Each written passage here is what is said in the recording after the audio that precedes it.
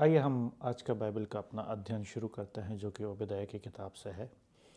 9 भाग तक हमने देख लिया है कि किस तरीके से ओबेदिय्याह इदोम निवासियों को, जो ईसौ के वंशज हैं, उनको बता रहा है कि तुमने क्या क्या हरकतें करी हैं जो तुम्हें नहीं करनी चाहिए थी।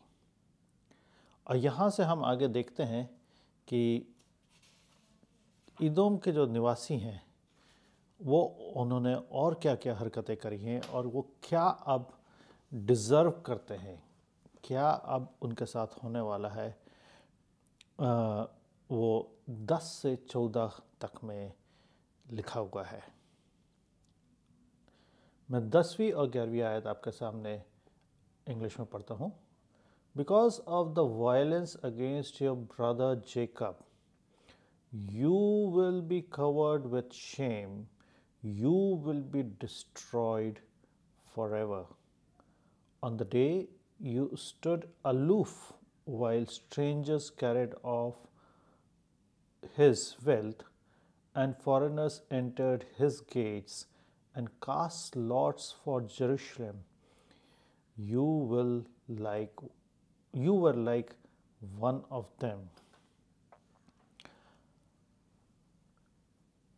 बहुत ख़ास बात यह है, और जो यहाँ पे हम देखते हैं परमेश्वर का वचन जो ओबेदिय्याह के द्वारा इदोम वासियों के लिए है।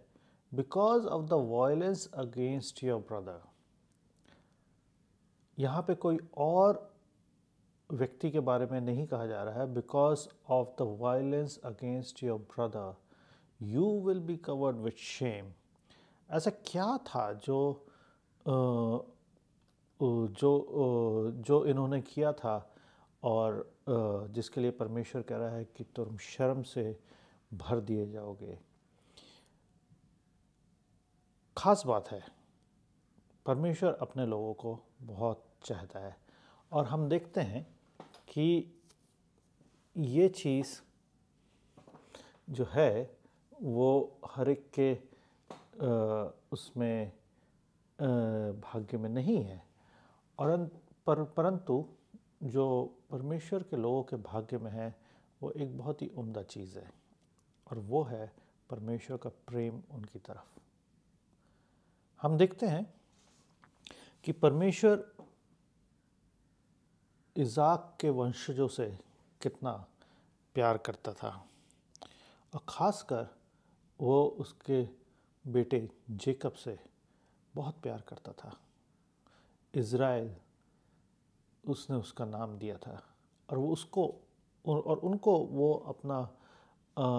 अपने लोग मानता था। और यहाँ पे जो इदोम वासी थे, जो ईसाऊ के बच्चे थे, उनके लिए भी परमेश्वर उनको बहुत उनको भी चाहता था। ऐसा नहीं था कि वो उनको नहीं चाहता था, उनको भी चाहता था, और उनके लिए भी उसने जेकब के वंशजों से कुछ बातें कही थी जो कि मैं आपको आगे बताऊंगा। तो ऐसे में क्या था, जो इज़राइली थे, जो यहूदी थे, वो इज़ाक के वंशज थे, जेकब के वंशज थे और परमेश्वर के लोग थे। परंतु ऐसे समय में जब दूसरे लोग उनके ऊपर चढ़ाई कर रहे थे, क्यों? क्योंकि परमेश्वर ने एक बात और कहा था, अगर तुम गलत काम करोगे तो तुम बंधुआई में जाओगे, तुम्हारे साथ निम्न हरकतें होंगी, ये बातें होंगी। इन सब के बावजूद भी परमेश्वर उनको प्यार करता था, और ये बात हमें माननी चाहिए, ये बात हमें ध्यान रखनी चाहिए कि परमेश्वर अपने लोगों को, कितने ही वो गलत हो जाते हैं, फिर भी वो प्यार करता है। वो देखता है, वो राह देखता है कि कब ये लौट करके मेरे पास आएगा। परंतु ऐसे में दूसरे को फ़ायदा नहीं उठाना चाहिए, और इदोम वासियों ने यही किया कि जब उनका भाई गिर रहा था, जब उनका भाई बंधुआई में जा रहा था, जब उनके भाई के ऊपर विपत्ति आ रही थी, क्योंकि इदोम वासी और इज़राइली दोनों भाई हैं, दे आर कज़न्स, और ऐसे में उनको अपने भाई का साथ देना चाहिए था। Because of the violence against your brother Jacob, you will be covered with shame, you will be destroyed forever. कितनी ही खतरनाक बात है कि परमेश्वर के ये लोग हैं, परमेश्वर इन इज़राइलियों को चाहता है, परंतु इन्होंने अपने कार्यों के वजह से बंधुआई में जा रहे हैं। परंतु ऐसे ही समय में जो दूसरा हम देखते हैं कि जो इदोमी हैं वो उसमें बड़ी मज़ा ले रहे हैं, वो उसमें बड़े ठट्टा उगा रहे हैं, वो उन लोगों के साथ मिल कर के अपने भाई का ही ठट्ठा उड़ा रहे हैं जो उनके ऊपर चढ़ाई करने के लिए आए हैं। और हम देखते हैं वर्ष 9 में ही कि 10 में कि परमेश्वर इनसे कहता है, you will be destroyed for ever. This is a very dangerous thing. और इज़िकियल की किताब में भी यही लिखा हुआ है। इज़िकियल 35:9 में ये बातें लिखी हुई हैं कि इदोमी हमेशा के लिए ख़त्म कर दी जाएंगे। On the day you stood aloof while strangers carried off his wealth and foreigners entered his gates and cast lots for Jerusalem, you were like one of them. There is something very important to note over here is on the day you stood aloof, कि जिस दिन ये चढ़ाई का माहौल चल रहा था तो तुम अलग खड़े थे, तुम वहाँ उनके साथ नहीं गए, तुम उनके पास नहीं गए, तुमने उनकी तरफ ध्यान नहीं दिया। In their darkest hour you stood aloof. What does it mean to stand aloof? Stand aloof means do nothing. Let us turn to the epistle of James, chapter 4, verse 17. What does it say? Epistle of James, chapter 4, verse 17. Just a second.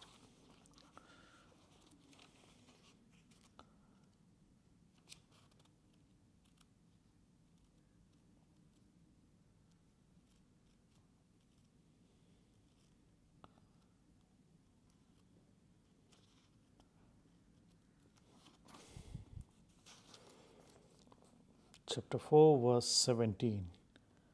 It says, if anyone then knows the good they ought to do and doesn't do it, it is sin for them.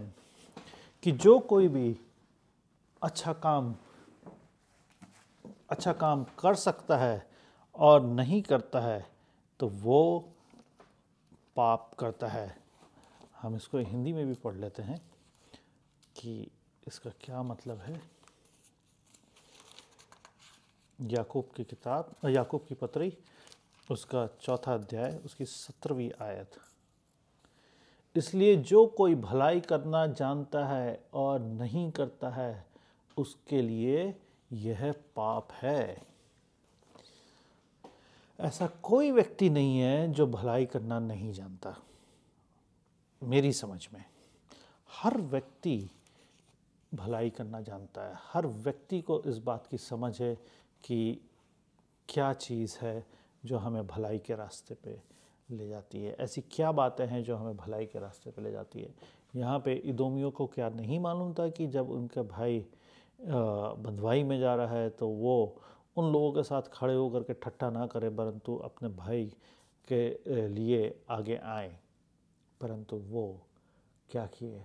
While the strangers carried off their wealth, कि जब ये अजनबी जो Babylonians थे और जब वो वहाँ आए और उन्होंने उनकी संपत्ति लूटना शुरू किया, उनके घर द्वार उजाड़ना शुरू किया, जब उनके ऊपर अपनी ताकत और हक जमाना शुरू किया, और जब ये लोग उनके फाटकों से घुसे, ये लोग जब उनकी शहर पनाह में छेद बना के घुसे, तब तुमने क्या किया?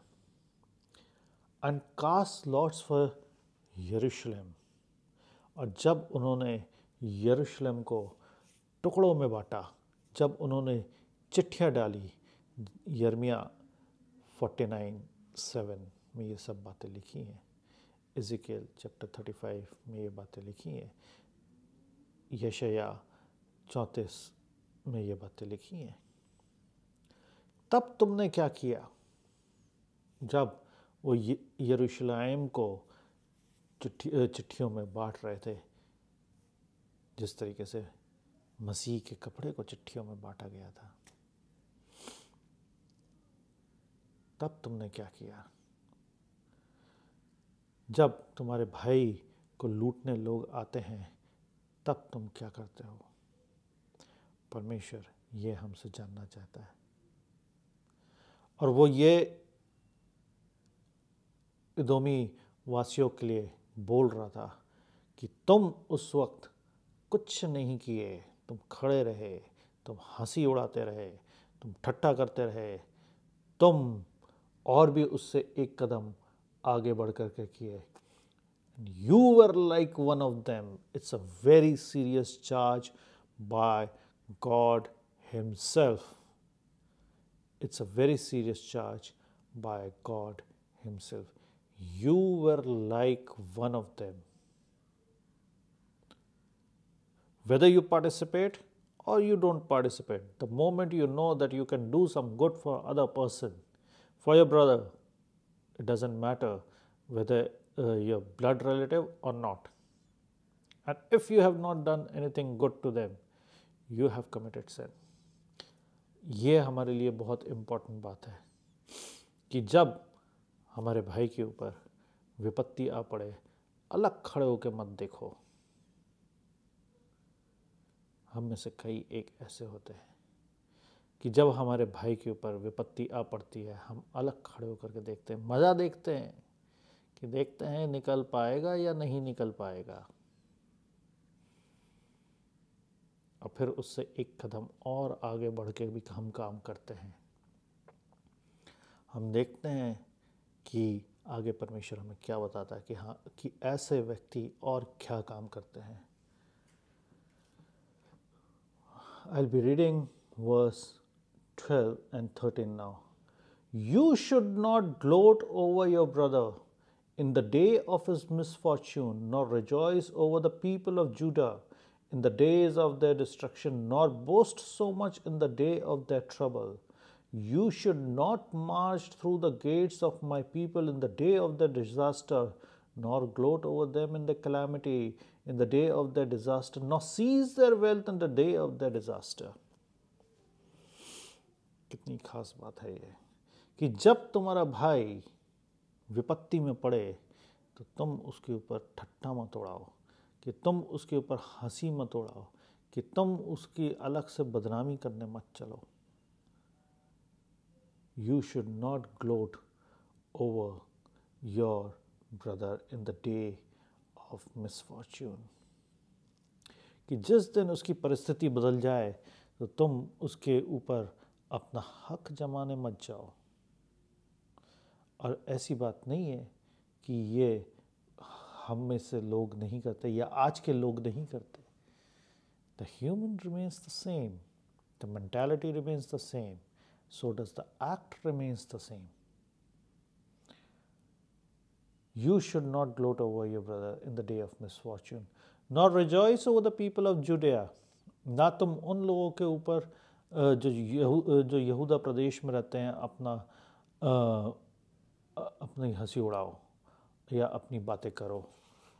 ऐसी बहुत ख़तरनाक बात है ये कि इन लोगों ने, एडोमाइट्स ने ऐसा किया था। Not rejoice over the people of JUDA in the day of destruction, कि जब ये बेबीलोनियन एम्पायर वहाँ पे आया था तब तुम उनके साथ मिल कर के उनके विपत्ति के दिनों में हंसी मत उड़ाना। They did not only do that, but they went a little ahead of that. You should not march through the gates of my people in the days of the disaster. Now, this is just a warning to those who march over Lord's people.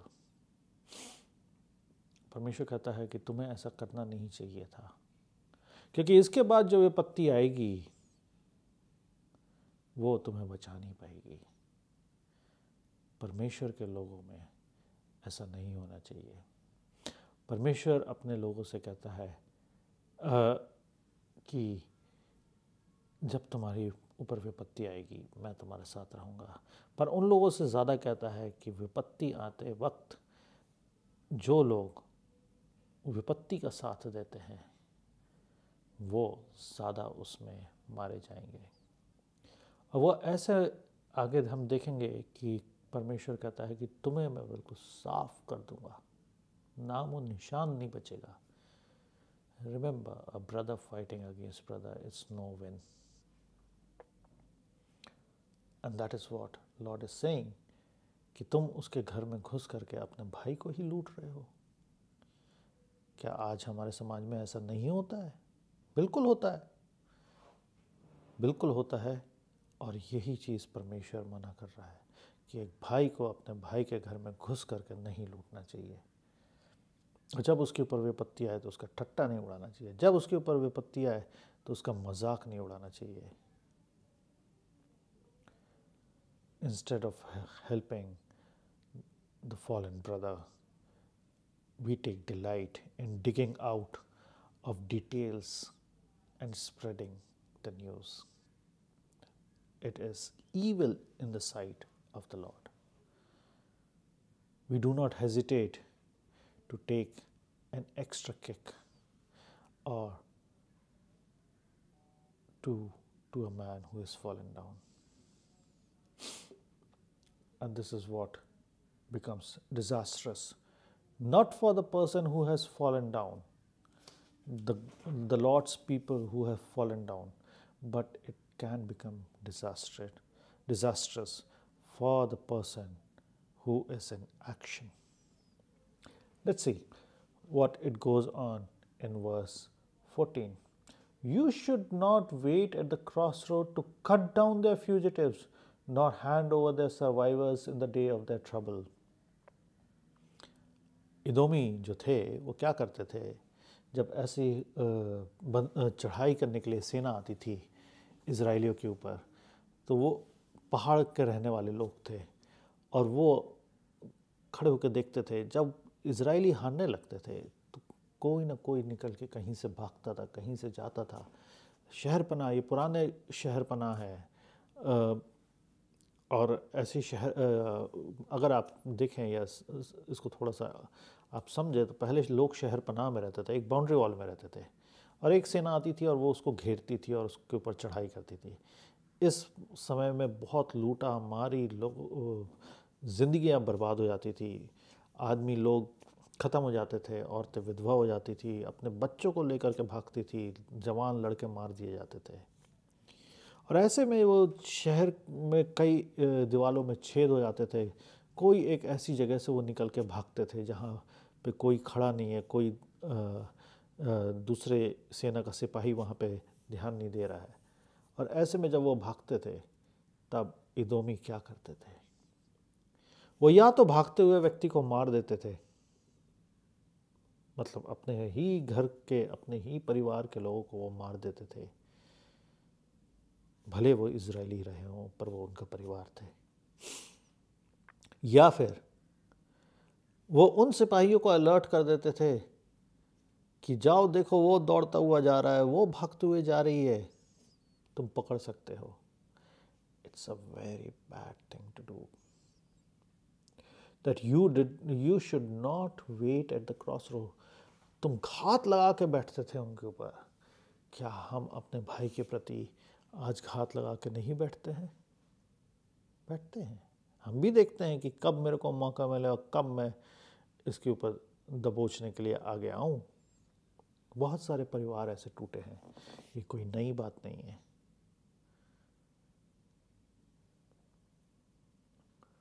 To cut down their fugitives, fugitives मतलब जो लोग ऐसे समय में भागते हैं, जो शहर छोड़ के भागते हैं। Nor to cut down their fugitives nor hand over their survivors in the day of their trouble.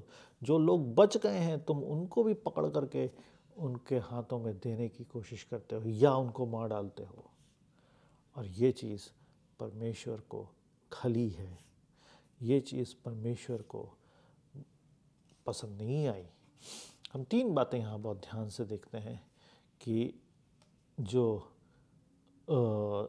इदोम है उसका जो सर्वनाश लिखा हुआ है वो तीन बातों पे है। जो वर्स 10 और 11 है,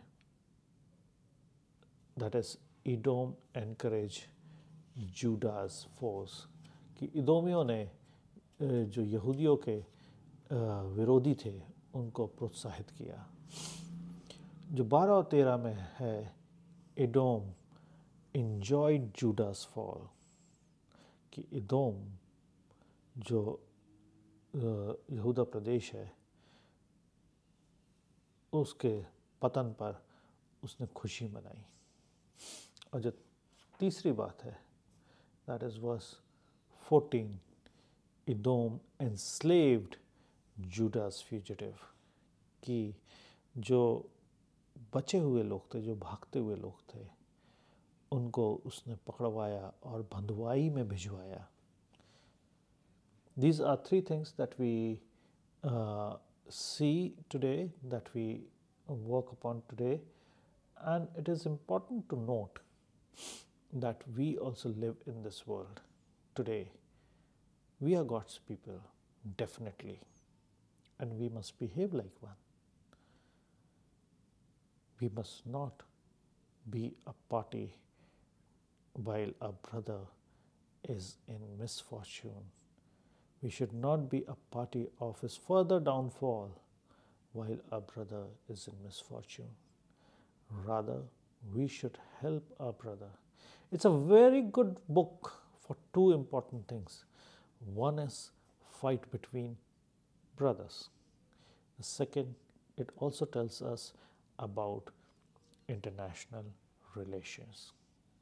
The relations between nations, how it needs to be carried on. So those who of you are working on or want to study international relations, do study the book of Obadiah. It will help you in your studies. God bless you.